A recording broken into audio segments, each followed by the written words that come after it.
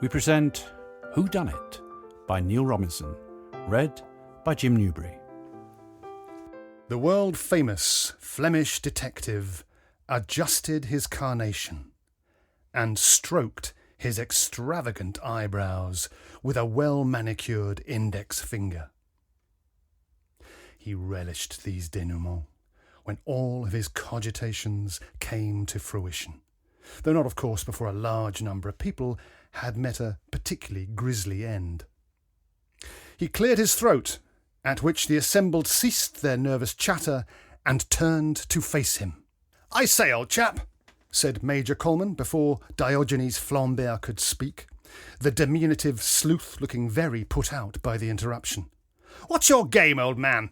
the Major continued. "Why have you summoned us all here to the library? A damned impertinence, I call it."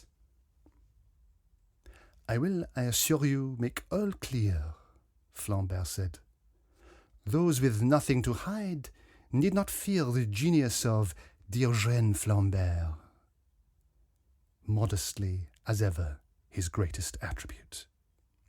"But, Major, that cannot be said of you, can it? You are not, as you told Inspector Sushi, sound asleep in your bed the night Doctor Ebony was murdered. We know this because you are seen crossing the landing just before midnight to enter the boudoir of Madame Blanche. Is that not so?"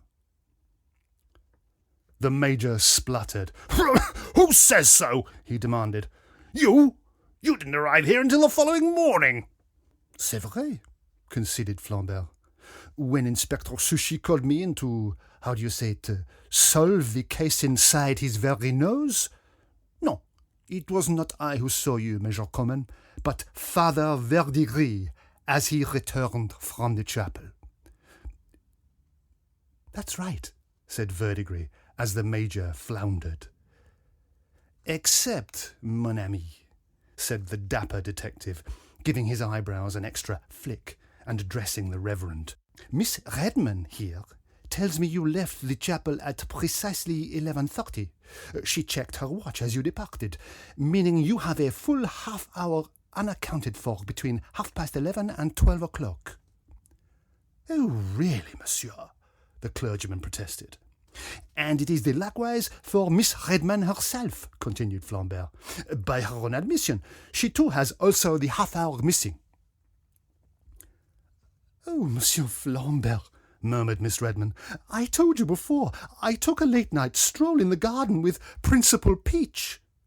"Indeed, mademoiselle," sighed the detective.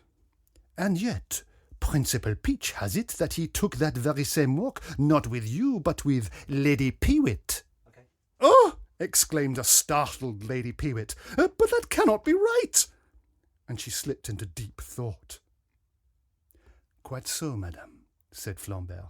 "And so it is that every one of you had something to hide after all. Father Verdigris with his addiction to the cocaine, with which he was supplied by Doctor Ebony. Ah, but yes, monsieur," Flambert put in quickly, as the minister rose to object. "It is so, is it not? And Miss Redman, as the late doctor's only relative, his third cousin once removed, to be precise. She it was who stood most to gain from his demise." "Now listen here," harumphed the Major, leaping to Miss Redman's defence. "Ah, yes, Major Coleman. But then it was your affair with Madame Blanche that provided you with reason to kill the doctor, when he too showed an amorous interest in her, le crime passionnel, as we call it in novels such as this." "I say, old man, steady on," interjected Peach. "Don't you think you're going a bit far?" "As for you, Monsieur Peach, do not think Flambert has not noticed your special interest in Lady Peewit.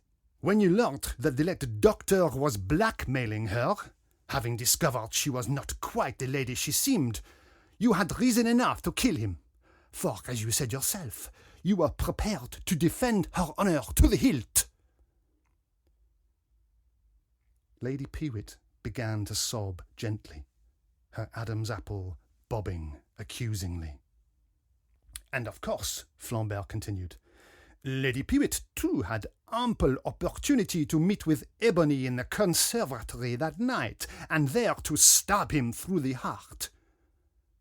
But do not fret, dear lady. Flambert has not finished yet. Everyone here had both motive and opportunity to murder the not-so-good doctor, and his nurse, and his secretary, and his faithful Labrador. Well, perhaps not the Labrador. That, in my inestimable opinion, was the most unforgivable of the crimes committed here at Waddington Hall. He nodded towards his erstwhile companion, Commodore Hasty, to indicate that he should be ready to prevent the person he was about to name from fleeing through the French windows that stood inconveniently open. Eh bien, so it is that I, Diogènes Flambert, can finally reveal... He paused for dramatic effect. Oh, get on with it, man, demanded Major Coleman. Can finally reveal that the murderer is... What? No, it can't end there. Where's the last page? Bloody hell, someone's torn it out. Who'd do such a thing? I'll never know who killed Doctor Ebony, his nurse, his secretary and his dog. I should have started the damn thing at the end like some people do. Bloody library books.